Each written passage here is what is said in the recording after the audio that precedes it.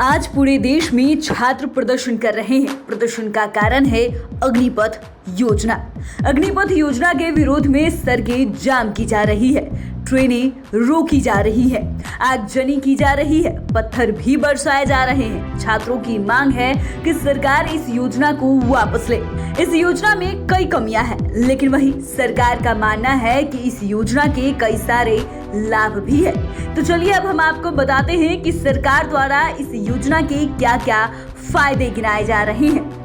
सरकार की माने तो भारतीय सेना में सबसे बड़े बदलाव के तौर पर अग्निपथ योजना का उद्देश्य सेना में रैंकों में काम करने वाले सैनिकों की औसत आयु को कम करना है। अभी एक सैनिक की औसत आयु 32 वर्ष है, लेकिन नई भर्ती योजना में ये कम होकर 26 वर्ष हो जाएगी। सरकार का मानना है कि लगातार सैनिक मुहिमों में लगी भारतीय सेनाओं के लिए रैंकों को ज्यादा युवा रखना बेहद जरूरी है। अग्निपथ योजना के तहत 17.5 से लेकर 21 वर्ष की आयु वाले युवाओं की भर्ती होगी। अग्निवीरों के लिए सरकार ने एक सेवा निधि का भी ऐलान किया है। इसमें पहले साल युवाओं को 30,000 रुपए महीने सैलरी पर नियुक्त किया जाएगा। इसके अलावा उन्हें ईपीएफ, पीपीएफ की सुविधाएं भी मिलेंगी। पहले साल अग्निवीर का कुल सालाना पैकेज 4.76 लाख रुपए होगा। चौथे साल तक सैलरी बढ़कर 40,000 रुपए यानी कि सालाना पैकेज 6.92 लाख रुपए हो जाएगा। अग्निवीरों को एनुअल पैकेज के अलावा कुछ भत्ता भी मिलेंगे। इनमें risk and hardship ration, dress और ट्रैवल अलाउंस भी शामिल होंगे। सर्विस के दौरान डिसेबल होने पर नॉन सर्विस पीरियड का फुल पे और इंटरेस्ट भी मिलेगा। सेवा निधि पूरी तरह से इनकम टैक्स फ्री होगी। अग्निवीर ग्रेचुइटी और पेंशन का भी फायदा मिलेगा। अग्निवीरों को भारतीय सशस्त्र बलों में उनकी अवधि के लिए 48 लाख रुपए का गैर अंशदायी जीवन बीमा कवर भी मिलेगा। सेवा के दौरान मृत्यु होने पर 44 लाख रुपए की अतिरिक्त अनुग्रह राशि दी जाएगी।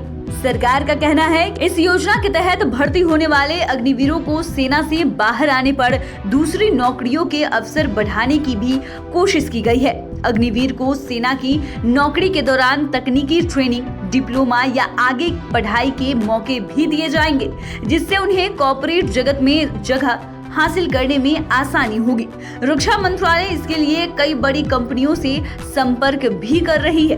राजनाथ सिंह ने बताया कि अग्निपथ स्कीम देशभक्त और उत्साही युवाओं को सशस्त्र बलों में 4 सालों तक काम करने का मौका देगी। भारतीय युवाओं को अग्निपथ स्कीम के तहत अग्निवीर के रूप में सशस्त्र बलों में काम करने का मौका मिलेगा। देश की सुरक्षा मजबूत करने के लिए ये एक परिवर्तनकारी योजना है। उन्होंने आगे कहा है कि इससे सेना में अपेक्षाकृत युवा और प्रौद्योगिकी के अनुरूप खुद को ढालने में सक्षम सैनिक भर्ती होंगे। यह सशस्त्र बलों की जंगी क्षमता को बढ़ाएगी। सरकार ने इस स्कीम को तीनों सेवाओं की मानव संसाधन नीति में नए युग की शुरुआत करने वाला एक प्रमुख रक्षा नीति सुधार बताया। सरकार की माने तो इस स्कीम में पेंशन का खर्च कम हो जाएगा।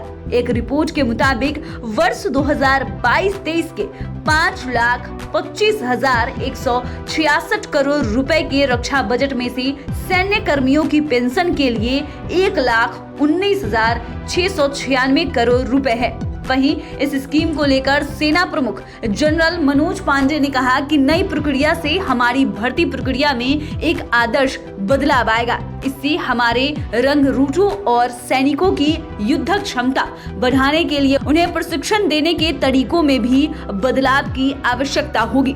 सेवानिवृत्त मेजर जनरल बीएस धनोआ का मानना है कि योजना की परिकल्पना और कार्यान्वयन लागत में कटौती को ध्यान में रखते हुए किया गया है, लेकिन ये 21वीं सदी की सेना में आवश्यक बड़े सुधारों के लिए उत्प्रेरक साबित हो सकता है। वहीं बीजेपी के वरिष्ठ नेताओं और केंद्रीय मंत्रियों ने अग्निपथ योजना शुरू किए जाने का स्वागत किया है तथा इसे क्रांतिकारी पहल बताया है। सत्ताधारी पार्टी के नेताओं ने इस स्कीम की जमकर सराहना की है। केंद्रीय गृह मंत्री अमित शाह ने अग्निपथ योजना को युवाओं के लिए अपना और देश का सुनहरा कल बनाने का एक अद्भुत अवसर बताया है। वहीं भाजपा अध्यक्ष जेपी नड्डा की बात करें तो जेपी नड्डा ने भी इस योजना का स्वागत किया है और कहा है कि प्रधानमंत्री मोदी के फैसले दर्शाते हैं कि उनकी सरकार का जोर युवाओं के लिए रोजगार निर्माण पर है। तो फिलहाल के लिए इतना ही। आपके लिए रिपोर्ट लिखी है हमारे सहयोगी राजकमल ने। आपको ये रिपोर्ट कैसी लगी और आप अग्निपथ योजना के बारे में क्या राय रखते हैं, हमें कमेंट कर जरूर बताइएगा। आप देख रहे हैं बिहार इन शॉर्ट्स। चैनल को सब्सक्राइब करें, फेसबुक पेज को लाइक करना ना भूले। वीडियो देखने के लिए आपका धन्यवाद।